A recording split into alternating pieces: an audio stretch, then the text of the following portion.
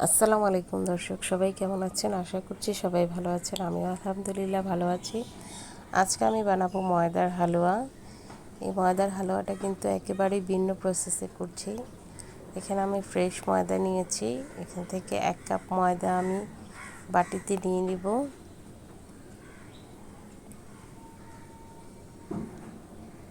এই ময়দার হালুয়াটা খেতে কিন্তু খুবই মজা হয়, খুবই সফট এবং নরম তুলতুলে হয়।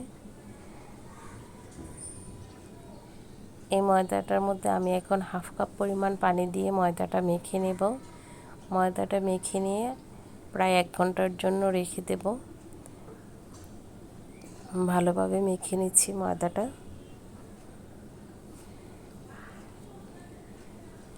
মাখা হয়ে গেছে। এখন এটাকে আমি 1 ঘন্টার জন্য ঢেকে রেখে দিচ্ছি। তো 1 ঘন্টা পর ফিরে এসে দেখাবো আপনাদেরকে। 1 ঘন্টা হয়ে গেছে প্রায়। এখন বাকি প্রসেসটা দেখে নেবেন। এখানে আমি 2 কাপ পরিমাণে পানি দিচ্ছি। পানি দিয়ে ময়দাটা আমি ভালোভাবে মেখে নেব।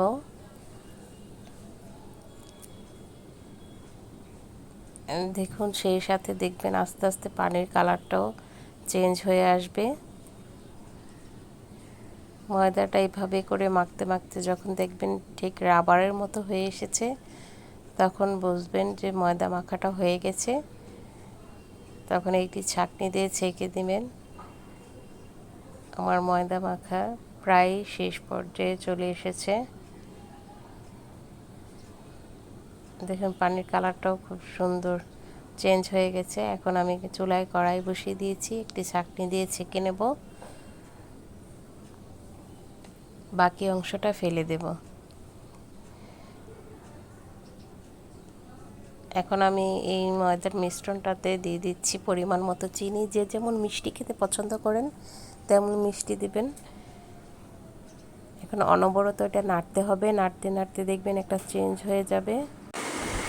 মিশ্রণটা যখন গাঢ় হয়ে যাবে তখন আমি এখানে একটু ফুড কালার অ্যাড করব, যাতে করে হালুয়াটা দেখতে খুব সুন্দর হবে। এখানে ফুড কালার দিয়ে দিয়েছি। আর দেব আমি 3 চামচ পরিমাণে ঘি অ্যাড করে নিচ্ছি। দিয়ে দিব কিছু বাদাম কুচি।